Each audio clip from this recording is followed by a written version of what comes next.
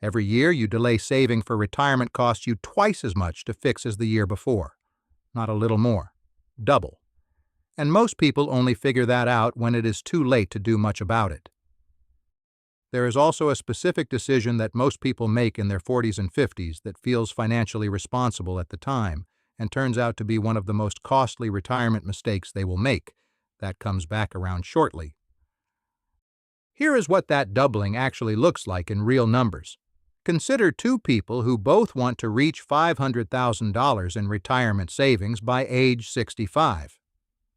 The first starts at 35, contributing a fixed monthly amount to a portfolio earning 7% annually. The second starts at 45 10 years later with the same target and the same assumed return. The first person needs to contribute approximately $680 a month to reach the goal. The second needs to contribute approximately $1,500 a month. That is more than double the monthly contribution for a 10-year delay. The loss is not just 10 years of missed contributions. It is the compounding on every dollar that was not invested during those 10 years. Money put in at 35 has 30 years to compound. Money put in at 45 only gets 20. And the mathematical relationship between those two periods is not linear. It is exponential.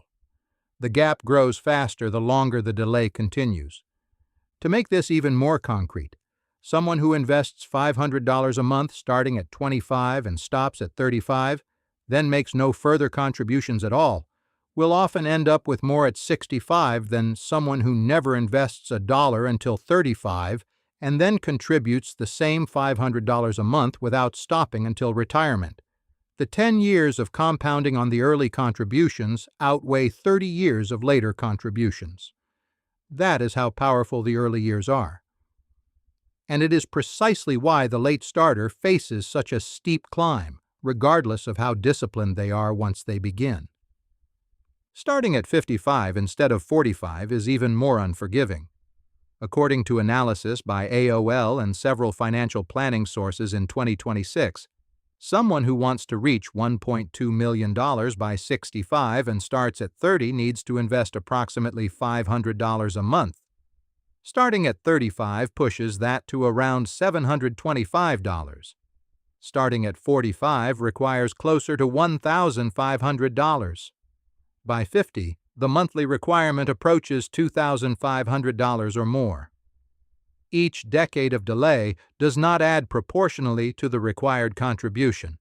It roughly doubles it. The underlying reason is one that most people understand conceptually but underestimate emotionally. The final years before retirement carry the highest compounding weight of the entire savings journey. A dollar invested at 55 in a portfolio earning 7% doubles to roughly $2 by 65.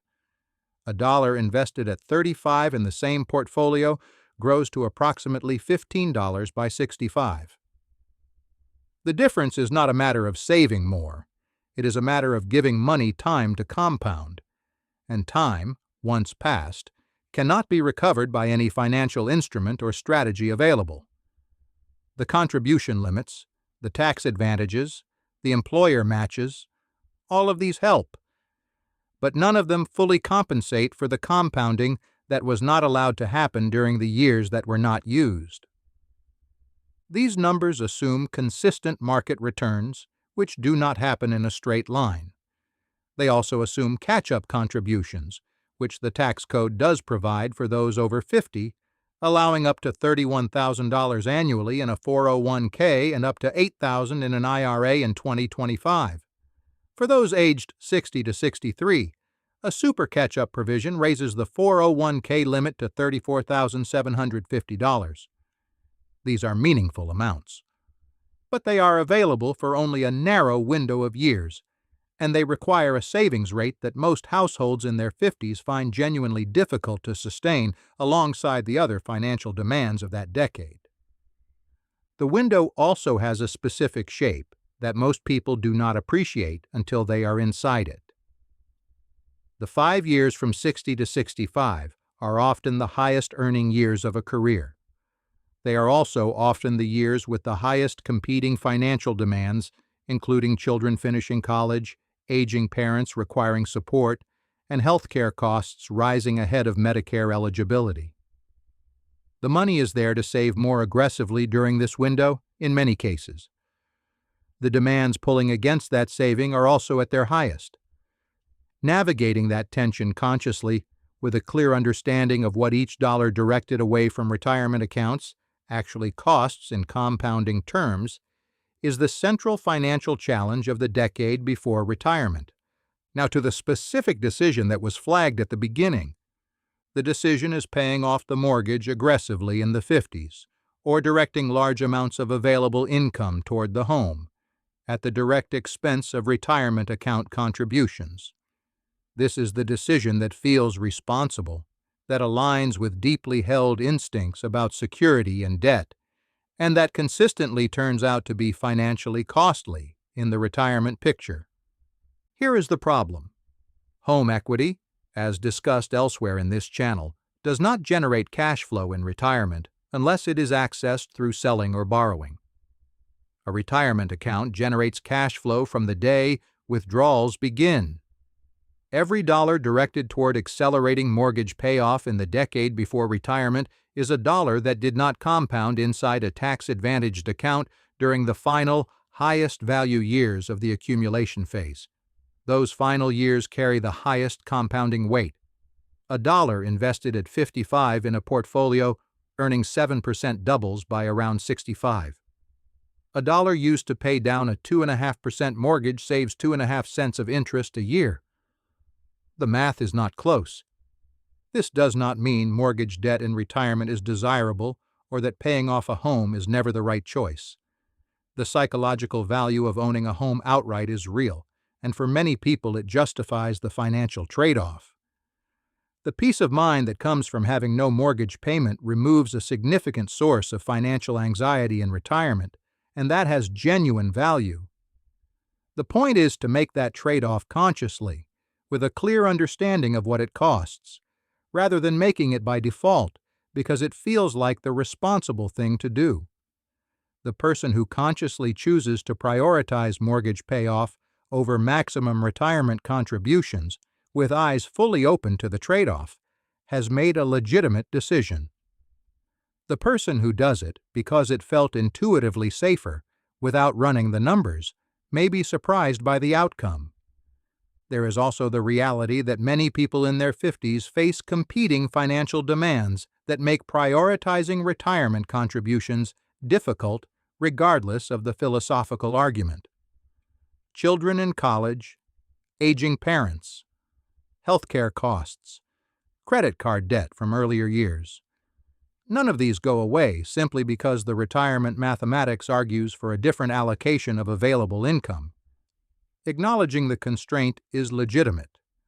What matters is seeing the constraint clearly for what it is, rather than constructing a narrative that makes the financially suboptimal choice feel like a wise one. The narrative that paying off the house is always the right move, regardless of the interest rate on the mortgage or the opportunity cost of not compounding that capital inside a tax-advantaged account, is a comfortable story. It is not always an accurate one. Before moving on, if this kind of direct analysis of retirement timing is useful, take a moment to hit the like button and subscribe. There is more coming, and it takes just a few seconds. The other costly delay pattern is waiting to claim Social Security at what feels like the first reasonable opportunity, typically 62, without fully calculating what that choice costs over time. Claiming Social Security at 62 instead of 67 permanently reduces the monthly benefit by roughly 30% for the rest of a life. For someone who lives to 85, that is 23 years of reduced income. The cumulative value of the lost income over that period, when the benefit is indexed for inflation, is substantial. The 8% annual increase for each year of delay between full retirement age and 70 is a guaranteed, risk-free return that no other financial instrument matches. People who understand this delay, people who do not, claim early because the money is available and the urgency feels real. The urgency is not real. The urgency is the feeling of being close to retirement and wanting the income to start. It is a psychological pressure, not a financial necessity in most cases, and acting on it costs, on average, tens of thousands of dollars in lifetime income. For someone who has underfunded their retirement accounts over the previous decade, Social Security timing is one of the last remaining levers that can meaningfully improve the long-term financial picture. Using it well, by delaying as long as the situation allows, does not require any additional savings. It simply requires resisting a feeling of urgency that the data does not support. The 10-year retirement mistake is not dramatic. It does not happen all at once. It accumulates quietly across a decade of reasonable-seeming decisions, each of which carries a compounding cost that only becomes visible much later.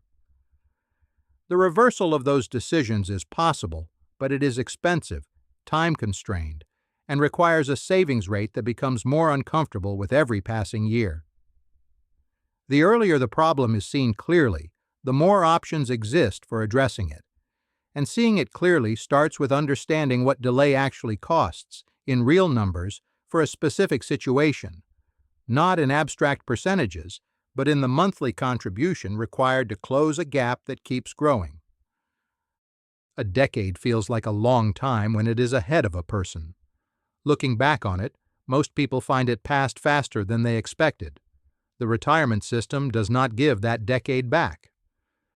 What it does offer, for those still within the window, is a set of tools that become more valuable the sooner they are used and less valuable with every year they are not.